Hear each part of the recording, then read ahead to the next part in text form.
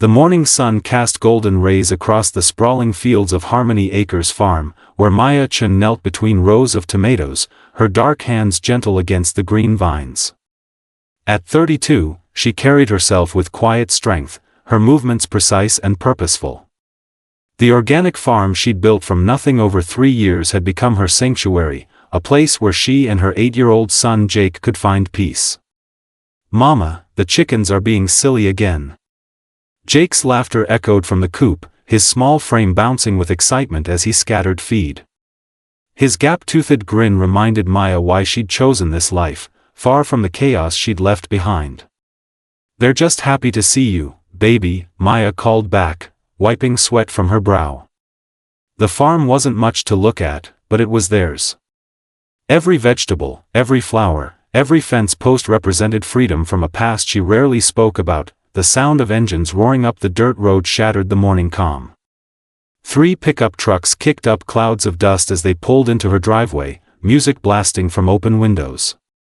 Maya's body tensed instinctively, her hand moving to her hip where a holster. One Saturday Rex Sullivan stepped out of the lead truck, his beer gut straining against a stained t-shirt.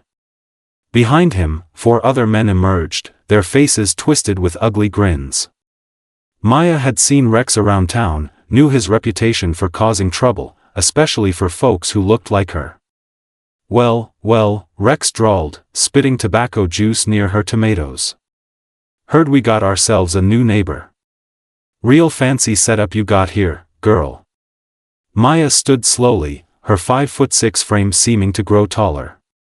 "Gentlemen, you're on private property. I'll ask you to leave." Rex's companions snickered. "Gentlemen," she says. "You hear that, boys? Real proper like." His eyes narrowed. "This here's white man's land, always has been. Your kind don't belong here."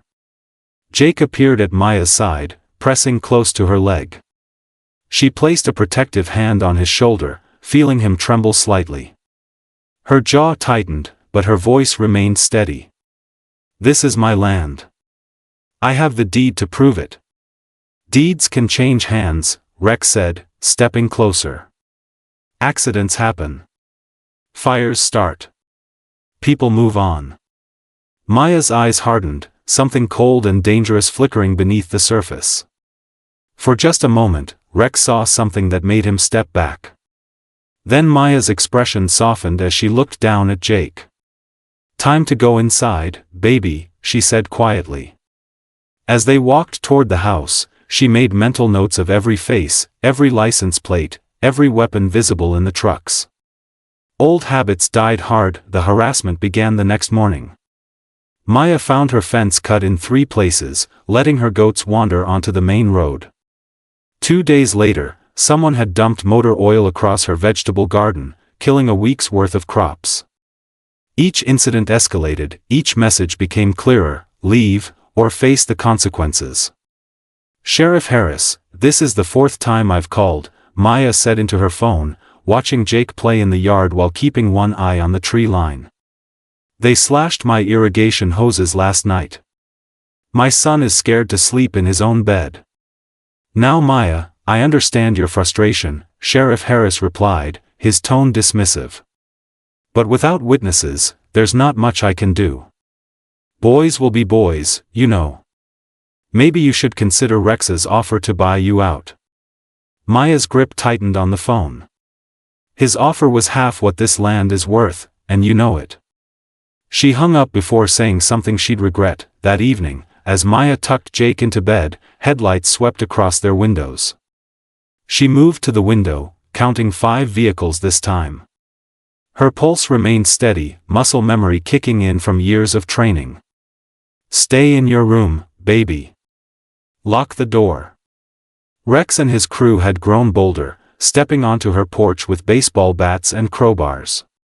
"Last chance, girl.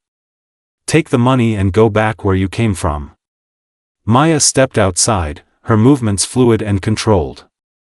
"I said no. Now get off my property." One of Rex's men, a skinny kid named Tommy, swung his bat toward Maya's porch light. Without thinking, Maya's hand shot out, catching his wrist mid-swing and twisting until he cried out, dropping the weapon. "How'd you do that?" Rex demanded, his eyes widening. Maya released Tommy, who stumbled backward clutching his wrist. Lucky grab. But Rex wasn't buying it. Neither were his men, who exchanged nervous glances. There had been something military about the way she'd moved, something professional. That night, after they'd left with threats about returning tomorrow, Maya sat on her porch cleaning her grandfather's hunting rifle. The weight felt familiar in her hands, bringing back memories she'd tried to bury. Afghanistan, 2018. Staff Sergeant Maya Chen lay prone on a rocky outcrop, her eye pressed to the scope of her M24 rifle. Below, insurgents held 3 captured aid workers. Her spotter whispered range and wind calculations, but Maya already knew. She'd been the best sniper in her unit, maybe the best the Green Berets had ever trained. Target acquired, she'd whispered into her radio. Point 1 shot. Clean. 3 hostages saved. She'd taken that precision, that deadly calm, and tried to bury it beneath soil and seeds. But some skills never fade, especially when your child is threatened. Maya chambered around and set the rifle beside her chair. Rex had made a critical error tonight. He'd threatened her son within earshot, giving her legal justification for what came next. Tomorrow, they'd learn why the army had sent her on the missions nobody else could complete. Dawn broke gray and threatening as Maya watched 6 vehicles approach through her kitchen window. She'd sent Jake to stay with Mrs. Patterson next door the night before, knowing what was coming. Rex had brought reinforcements this time, 12 men total, armed and angry. "This ends today," Rex shouted from behind his truck door, using it as cover. "You got 10 minutes to pack your bags, then we burn this place down." Maya's voice carried clearly across the yard. "I'm not going anywhere. This is my home." "Then you chose your grave." Rex signaled his men, who spread out in a loose semicircle around the farmhouse Maya had spent the night preparing. She'd studied their previous approach patterns, identified cover points, calculated angles and distances. The barn roof offered the best vantage point, but getting there meant crossing 30 yards of open ground. 2 men rushed the front porch while others provided covering fire, shooting out windows. Maya rolled through the back door as glass exploded behind her, moving in a low crouch toward the barn. Her military training took over completely now, each movement calculated and precise. Tommy appeared around the barn corner, crowbar raised. Maya swept his legs, sending him crashing into the chicken coop. She was up the barn ladder before he hit the ground. From the loft, Maya had a clear view of the entire property. Rex stood beside his truck, barking orders while his men closed in on the house. He held a shotgun, but his position left him exposed. "Maya!" Rex bellowed.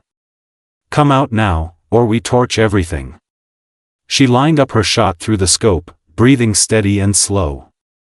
The distance was maybe 100 yards, an easy shot even in combat conditions. But this wasn't combat, not yet. Maya adjusted her aim slightly and squeezed the trigger. The shot echoed across the valley. Rex's shotgun exploded in his hands, the barrel split cleanly in 2. He stumbled backward, staring at the destroyed weapon in shock. Within hours, word spread through the valley about what had happened at Harmony Acres. Sheriff Harris arrived with state troopers, finally taking Maya's complaint seriously when faced with 12 men caught red-handed on her property with weapons and gasoline. Rex sat in handcuffs, his crew scattered to the wind. "That was impossible," he kept muttering. "Nobody makes a shot like that." Maya simply smiled. "Lucky shot."